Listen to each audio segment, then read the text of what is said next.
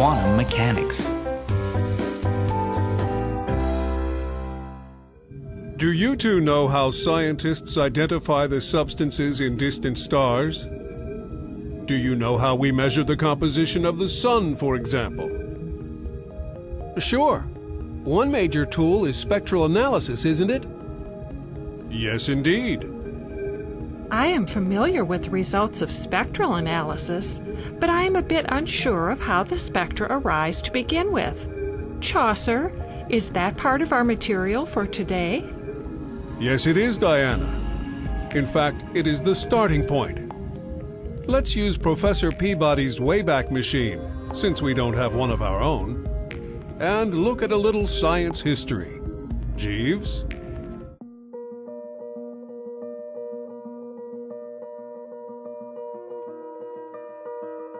Traveling to the 1750s, we find that scientists were putting different substances in flames and passing the resultant light through a prism.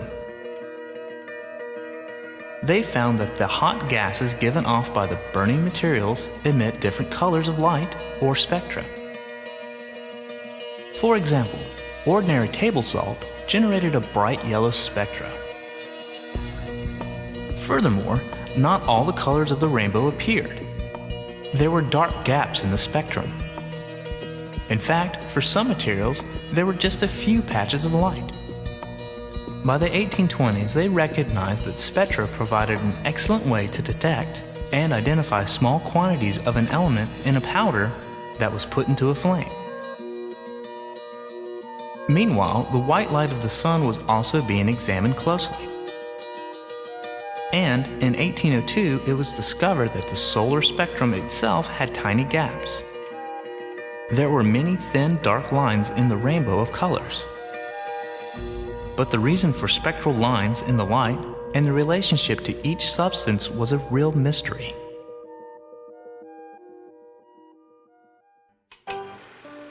Traveling forward from that era to a little over 100 years ago, scientists were examining the colors of light given off by solid heated objects. They discovered that these hot solids gave off continuous spectra, and that the overall color of the light revealed the temperature of the object. Now, this was important because scientists realized that this discovery made it possible to measure the temperature of an object from a distance. They could measure the temperature of the sun, for instance. During these discoveries, they also noticed that some of the objects absorbed light extremely well, almost perfectly in fact. They were called black bodies because they absorbed virtually all the light that was shown upon their surfaces. These same objects also radiated almost perfectly, and as noted before, the temperature of the black body object determined the distribution of colors or wavelengths in the emitted light. This curve shows how much light of each color is emitted by a cool object. As you can see, there isn't much light, and what light there is mostly lies out past the red end of the spectrum, in the infrared.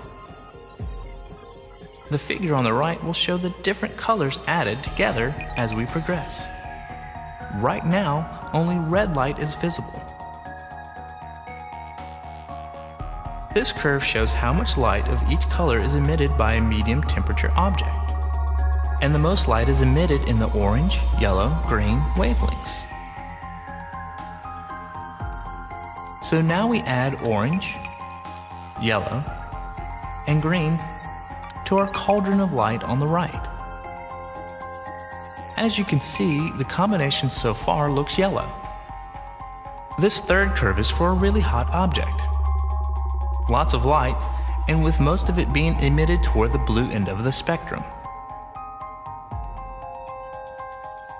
And as you can see, our cauldron now is pure white in the center where all the colors overlap. A heated black body follows this color path as the temperature rises. A good example of black body radiation is the heat inside a kiln. Inside the kiln, electromagnetic radiation, light and heat, exist in a form of standing waves. Waves that, like the vibration of a guitar string, are attached at both ends.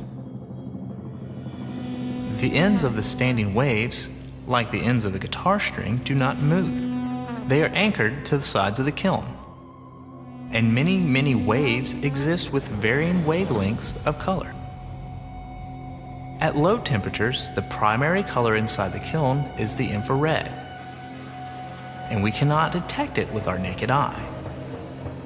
But as the temperature rises, the kiln begins to glow red, and as the temperature continues to rise, the dominant color changes to orange, then yellow, then bluish white.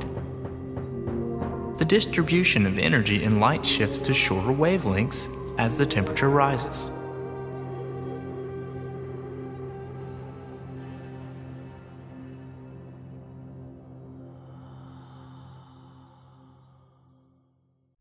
But there was a problem. The scientists expected the distribution of emitted light to continue to the increase at wavelengths toward the ultraviolet end of the distribution. It didn't. Instead, there was less and less light given off as they were further and further into the ultraviolet. This was called the ultraviolet catastrophe. But it wasn't a catastrophe at all. It was the beginning of something remarkable. A truly great scientist named Max Planck soon figured out a way to explain the observation. He concluded that the energy contained in the standing waves inside the kiln did not and could not possess just any and all different amounts of energy.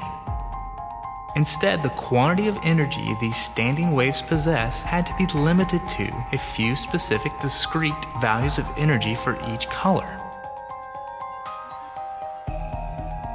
A standing wave of blue light, for example, can have energy equal to 0 electron volts, or 3 electron volts, or 6 electron volts, or 9 electron volts, and so on. In general, energy equals any whole number, n, times Planck's constant, h, times the frequency of light, nu, which for blue light is any number times 3 electron volts.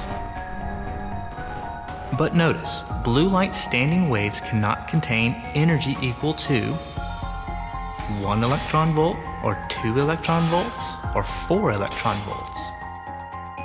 Realizing that energy could have only discrete values was the beginning of quantum mechanics. The energy is said to be quantized, and n, from the equation above, is called a quantum number.